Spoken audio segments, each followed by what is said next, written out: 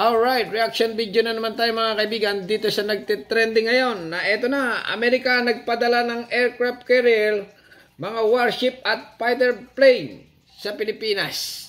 Eto na mga kaibigan. Sabi ng China, mapanghamon o provocative ang ginawang Joint Maritime Patrol ng Pilipinas at Amerika sa West Philippine Sea. Sa huling araw nito ay pinamalas ng Amerika ang kanilang puwersang Himpapawid.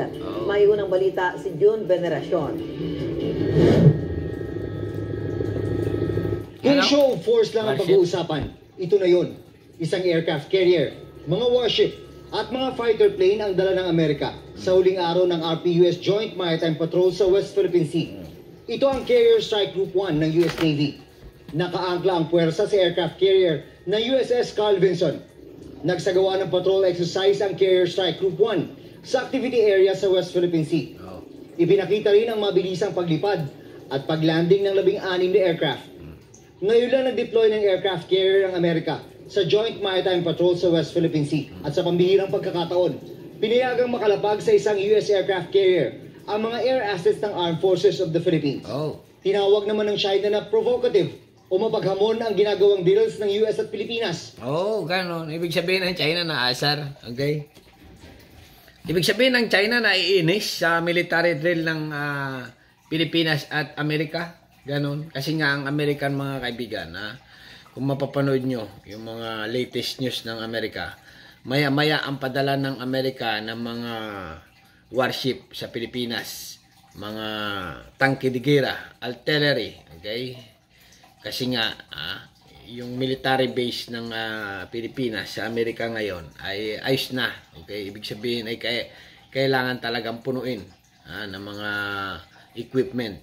Kaya mapanood nyo mga kaibigan, nagtitrending ngayon yung mga gamit, okay, military equipment ng US ay pinapadala lahat sa Pilipinas na, okay? Pero ito na nga, yung drill na nagaganap, Amerika, aircraft at carrier warship, fighter jet, sinasanay na mga kaibigan, dahil nga alam na ang Amerika ay walang ang China ay walang tigil, dito sa West Philippine Sea. Pananakop, simple lang kunwari may ginagawang something sa mga sa Scarborough, ganon, sa Ayungin, kunwari may doon lang sila nagpapatrol pero may ginagawa na silang additional island, ganon, ganyan, okay, na hindi natin alam. Sikreto lang yan kasi nga yung intel ng Amerika mga kaibigan, sa ilalim daw yung mga Chinese, yung mga submarine ng Chinese andun na, okay, sa ilalim ng dagat may ginagawang something. Siyempre, nakikita lang ng tao ay yung nasa ibabaw, pero nasa ilalim ng dagat, nandoon mga kaibigan, yung mga Chinese, may ginagawa na, okay, na something. Alam ng Amerika yan mga kaibigan, kaya itong mga Amerika at Pilipinas, Japan ay nagsagawa ng military drill. Dahil iba na nga ang handa mga kaibigan. Okay, ito continue lang natin Sa pinag-aagawang teritoryo na sinabayan din ng China ng sarili nitong routine patrol sa South China Sea. Ay ganon, ibig sabihin ng China ay talagang lalaban. Okay? Ganito ang balita mga kaibigan, ang China habang nagpapatrol daw yung Amerika, okay, at Pilipinas, sama-sama sa West Philippine Sea. Yung warship ng China ay nakasunod. Nakasunod ko sa parada mga kaibigan, sa dulo, sa tagiliran.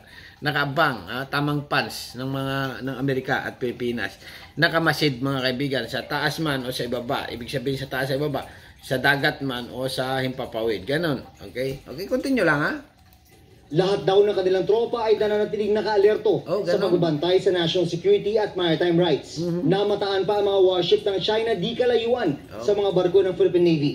Ilang beses nag-radio challenge ang BRP Ramon Alcaraz.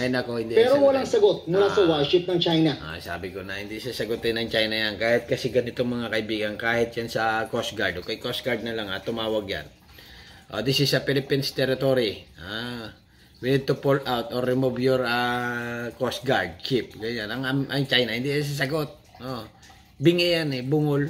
Okay? Sa Tagalog yan, sa Tagalog na yan, bingi. Okay? Sa malalim na Tagalog, bungol. Ibig sabihin, ayaw sumagot nila sa mga ganyan-ganyan kasi nga sa isip nila blanco na. Okay? Kaya ito na. Pero continue lang tayo sa reaction video natin. Amerika nagpadala ng aircraft carrier, mga warship at fighter jet plane. Okay? Nasa Pilipinas na. Okay, continue lang. Ito ang unang balita. June Veneracion para sa GMA Integrated News. Ayan, reaction video lang tayo mga kaibigan sa GMA News. Real na real. Bahala na kayo mga kaibigan kung ano masasabi nyo. Maikling vlog lang ito, reaction video. Okay? Siya nagte-trending ngayon na talaga namang pumapalo na ng 100 lang, 100,000 view. Okay, hanggang dito na lang. Subscribe my channel. Don't forget comment. Thank you.